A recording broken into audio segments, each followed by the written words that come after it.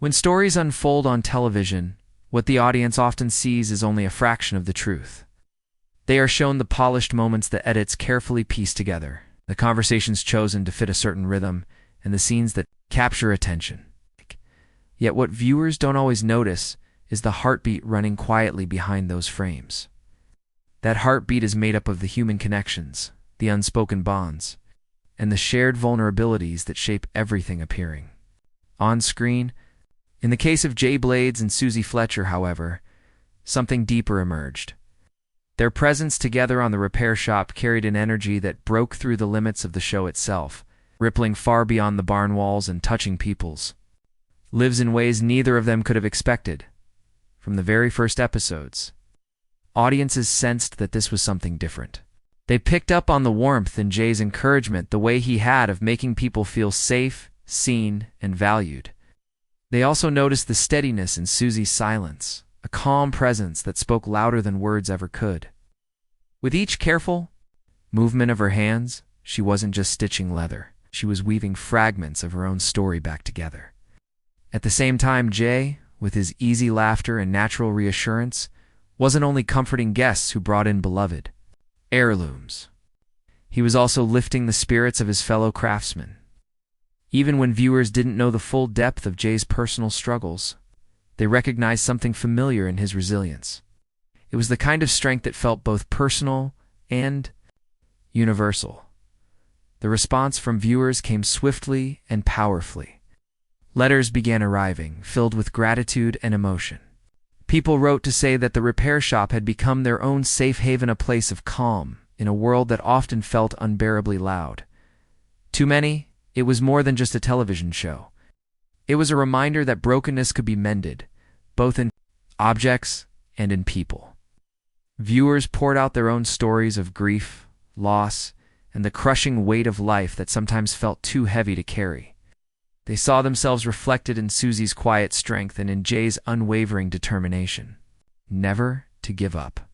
Some even confessed that watching the barn each week had become their therapy, a steady reminder that no matter what they were carrying, there was always hope for repair.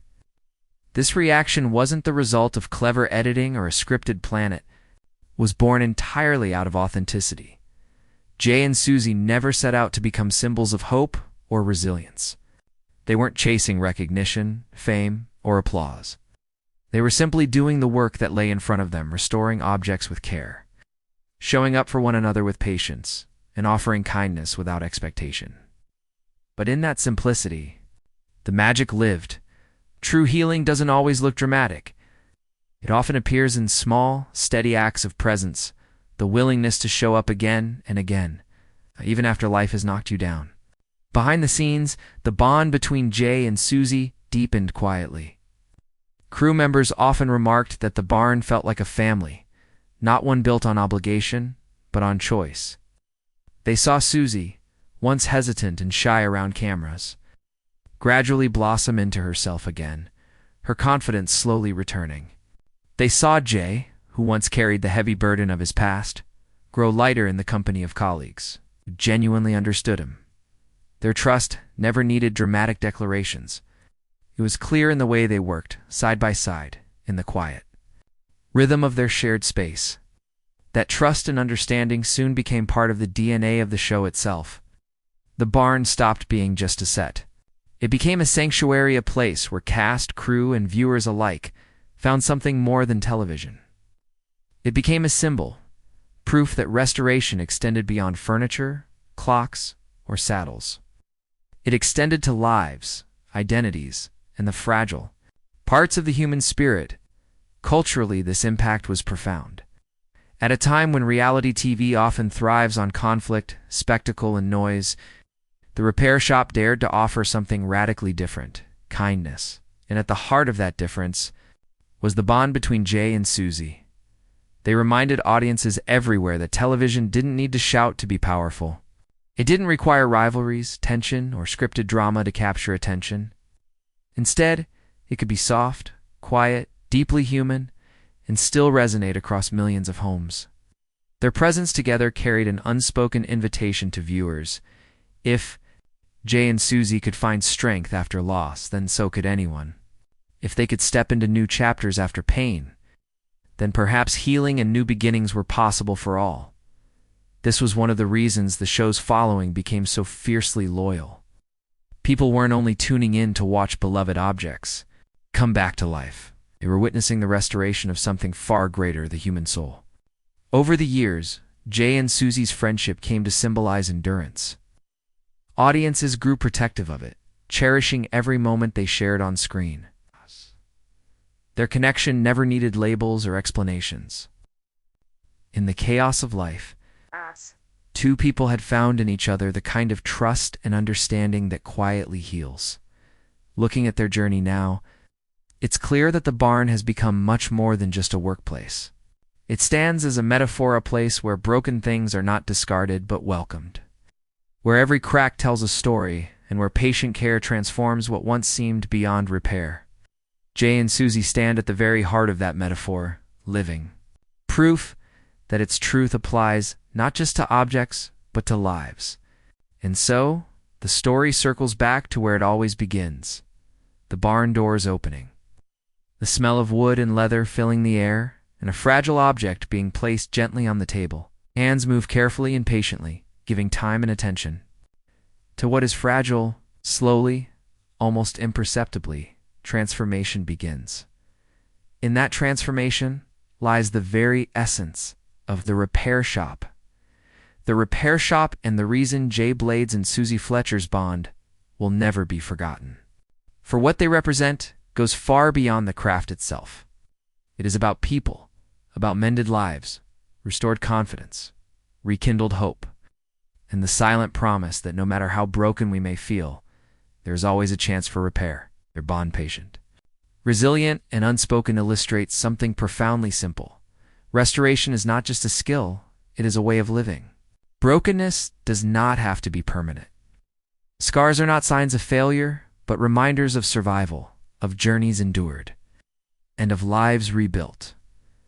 In a world that so often celebrates noise and spectacle, Jay and Suzie's quiet connection stands as a testament to the opposite. Is about patience, resilience, and the beauty of ordinary moments. Side by side in the barn, their presence became part of the fabric that made the show unforgettable. As the cameras rolled and objects were brought back to life, something else was happening, to something unseen but deeply felt. In that old barn, people were discovering belonging, trust, and the simple truth that even after loss, healing is possible. The repair shop will always be remembered for its craftsmanship, but those who look more closely will see its greater legacy. A reminder that restoration is not just for things, it is for people. That may be its greatest gift of all. Jay and Suzie's story doesn't end within the walls of the barn. What they discovered together and what they helped to nurture with their colleagues has grown into something much larger, a legacy of craft, resilience, and human connection. When audiences watch the show, their attention may first fall on the objects: a worn teddy bear, a broken clock, a faded painting. But behind every restoration lies a human story. And behind the restorers themselves are lives shaped by challenges, triumphs, and deep sorrows. Jay and Suzie's journeys embody that truth in profound ways. For Jay, the barn became proof that scars could be turned into strength, once feeling discarded, unseen, and invisible to society. He found here that his presence mattered, that his story resonated, and that his craft had the power to change lives. Every chair he repaired and every piece of wood he polished carried echoes of his own resilience. For Suzie, the barn was equally transformative. She arrived carrying grief so heavy it had silenced her for years.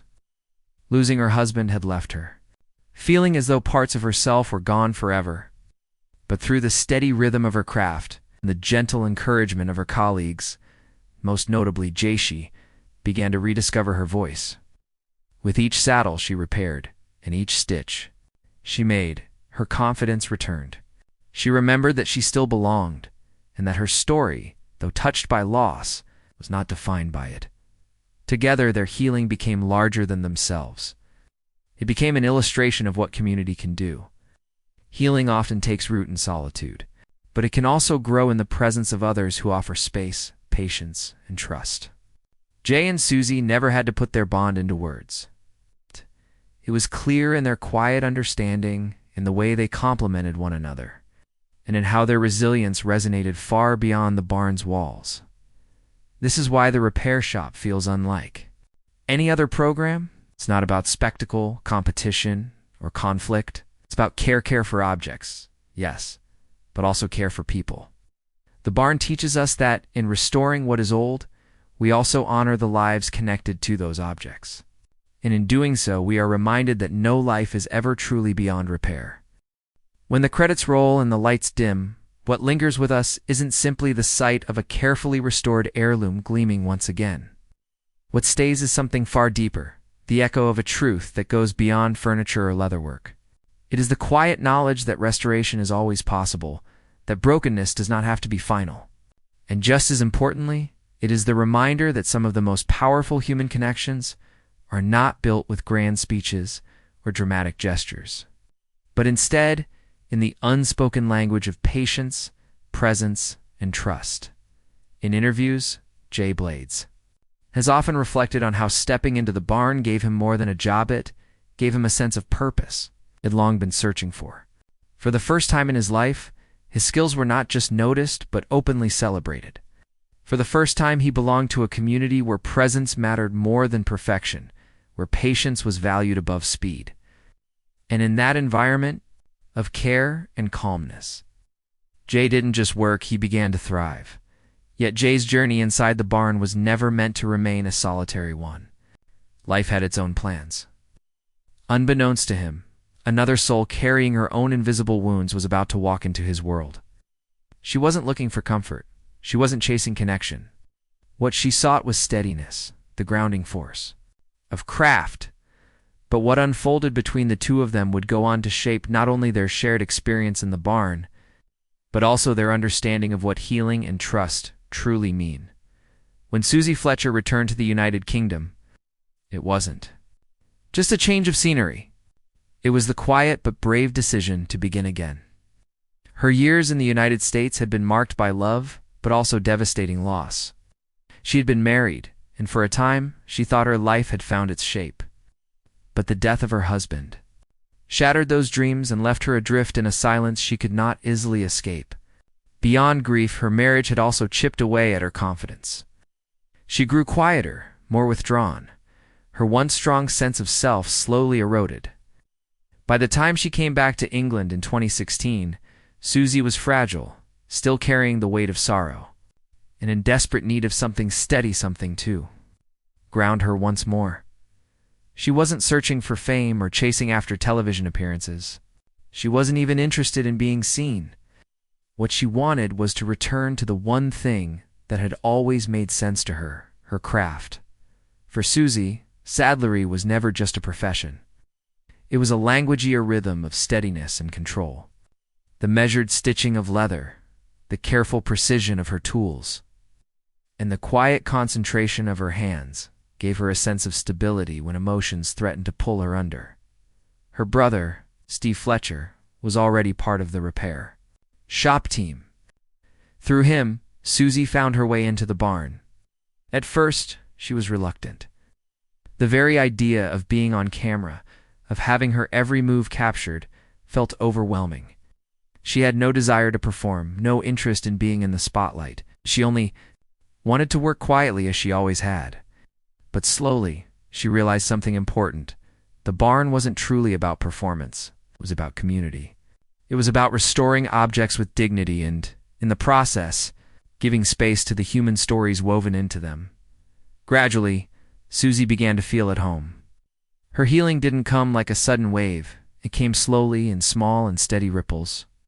Through the familiar rhythm of her craft, every saddle she restored, every worn piece of leather she stitched, became more than just a project. They became stepping stones in her journey back to herself. The work gave her stability, but the people in the barn began to matter too. And among them, one presence stood out: Jay Blades. Suzie had never met him before. She didn't know his history, and yet there was something about his demeanor that struck her. He didn't pry, didn't push, didn't demand. What he offered was space, a quiet, steady space where she could simply be. For a woman still navigating grief and the fragile process of rebuilding her life, that kind of space was priceless. In Jay, she didn't find someone who wanted to fix her. Instead, she found someone who instinctively understood that real healing required patience. Without questions, without assumptions, he gave her what she needed most: time. Their bond did not happen overnight. It wasn't loud or dramatic, and it wasn't the kind of connection that cameras could easily capture. It grew quietly in the ordinary rhythm of working side by side. While viewers watched the restoration of broken objects, something equally profound but far less visible was taking place to people, both carrying histories of brokenness, or learning how to find strength in one another's presence. In the early days, Suzie remained reserved. She didn't command the room with her words. Instead, her calm energy filled it in a different way. For Jay, who had lived through years of chaos and noise, her quietness felt like balance. Where he was expressive and outgoing, she was reflective and thoughtful. Together, they created a harmony that viewers might not have noticed, but those in the barn certainly did. Jay, with his natural kindness, offered encouragement without pressure. He never forced Suzie into the spotlight, never asked her to give more than she was ready. For someone still carrying fresh wounds, this gentleness mattered deeply. In return, Suzie gave Jay something just as important: steadiness. For a man who had once felt lost and adrift, her quiet presence reminded him of calmness, of stability in an unpredictable world. Their connection was not about romance, nor was it about spectacle. It was about two people quietly recognizing resilience in one another. The barn became the backdrop for their shared healing, and their bond became one of the quiet, steady engines that made the repair shop not just a television show, but a living community of care. Looking back, it becomes clear the show was never just about antiques. It was always about people. The broken objects carried into the barn mirrored the brokenness carried silently by those who restored them. And in the act of repair, both the items and the individuals found new life. Jay Blade's and Suzie Fletcher's journeys remind us that healing doesn't always come with fanfare. Sometimes it comes in the slow, steady rhythm of everyday work. Sometimes it comes in the quiet presence of someone who offers space instead of solutions. For years now, the repair shop has been more than a television program. It has been a gentle presence in countless homes, a place where nostalgia, comfort, and the quiet beauty of restoration meet. Each episode carries with it a sense of calm, the kind of slow television that reassures rather than overwhelms. Viewers watch with tender smiles as forgotten objects, often hidden away in attics or cupboards, are carried into the barn. Every dent, every scratch tells a story. And in the careful hands of the experts, those stories are given life again. But behind the cameras, beyond the gentle rhythm of sanding, stitching, and polishing, another kind of story has always been unfolding. Not the sort of drama that fills gossip pages, and not the scandals that tabloids thrive on. This story is quieter, deeper, and far more lasting. It is about resilience. It is about timing. And it is about the bond between Jay Blades and Suzie Fletcher, a bond few fully understood until much later. At first glance, the program was created to celebrate craftsmanship, antique furniture, delicate clocks, weathered saddles, treasured heirlooms. But it soon became clear that the repair shop wasn't really about objects at all. The barn wasn't just a studio. It became a sanctuary, became a place where memories were honored, where grief was given space, and where healing subtle, unspoken, yet undeniable, was quietly taking root. From the earliest episodes, the format was simple. A guest would arrive with a broken possession tied to family history. The experts would examine it, discuss techniques, and begin the careful work of restoration. By the time the finished piece was revealed, tears flowed not only because the item was whole again, but because the memories tied to it had been honored and treated with dignity. For viewers, the magic was in those stories. But for the craftspeople behind the scenes who worked long hours under the studio lights, the magic was also in the barn itself. It was in the way it became a true community, a place of grounding, of belonging. This was especially true for Jay. Blades. When he walked into the barn for the first time, he carried not only his skills as a furniture restorer, but also the weight of a turbulent life marked by hardship and loss. He knew what brokenness felt like. He knew what it meant to search desperately for meaning. And in the quiet rhythm of sanding wood or polishing brass, he began to find it again. For Jay, the repair shop was never just a paycheck or a platform. It was a lifeline. The gentle atmosphere, the guests' stories of resilience, and the camaraderie among the team gave him something he hadn't known in years: stability, purpose, and belonging. And just as he was rediscovering meaning through craft, another story began quietly unfolding: Suzie's story. A woman carrying her own history of love, loss, and courage walked into the barn, not knowing that this place and the people in it would change her life. Neither Jay nor Suzie could have predicted that their lives would become quietly intertwined in ways that words can only begin to explain. Jay's story stretches back long before the barn. Born in Hackney, London, his early life was shaped by challenges that could have broken him completely. Childhood trauma left deep scars, both visible and invisible. He grew up in an environment where survival often mattered more than dreams, and the weight of those early years followed him into adulthood. At times, his life spiraled. Jay has spoken openly about periods of homelessness, nights spent sleeping rough, and stretches where steady work seemed out of reach forever. His battles with mental health were raw, heavy, and unrelenting. At certain points, the idea of building a future at all felt impossible. Yet through it all, one thread kept him steadicraft. The act of working with his hands, shaping, repairing, and restoring, gave him a rhythm of control when everything else was falling apart. Sanding wood until it was smooth, fitting joints together. Watching a broken chair regain dignity, these weren't just tasks. They were small victories, symbolic acts of self-repair. In restoring objects, Jay was also, little by little, restoring himself. Finding a place where such skills truly mattered was not easy. The world doesn't always reward quiet craftsmanship. But when the repair shop came along, it felt as though the scattered pieces of Jay's life finally fit together.